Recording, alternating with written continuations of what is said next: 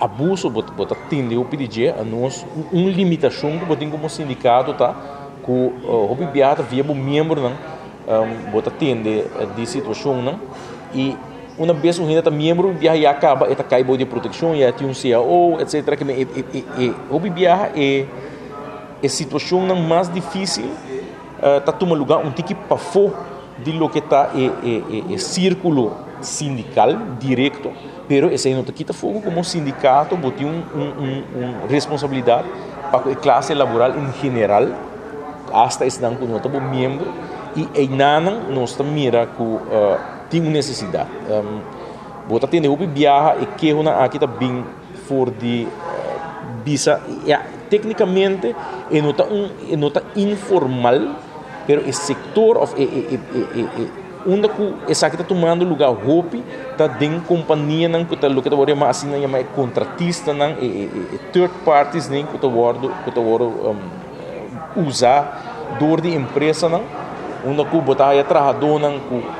por exemplo trabalhador que está trabalhando em hotel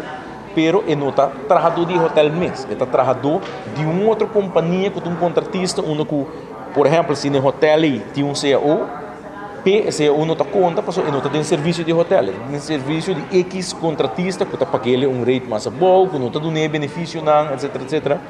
O bibia den área aí não está raia e que não, quizás o que nós acabamos de falar de membresia individual lo pode ajudar de você, você agora a gente está sentir livre para join um sindicato sem mais ter guarda para tu seu colega não também join, até agora é por raia a proteção necessário. Pero onde nós estamos também tem certo setor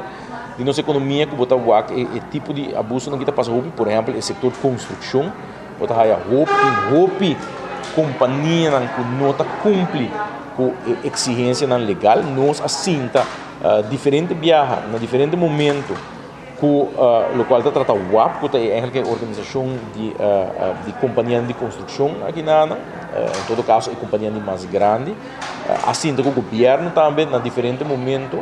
para curva de WAP com nos curva de regular aqui via uma outra certificação algo assim para participar como empresa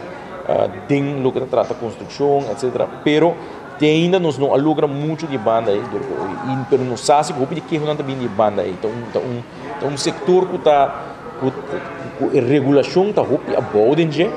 e um problema que nós temos aqui na Aruba em geral e nós aqui trazemos bem adiante está o que está handhado.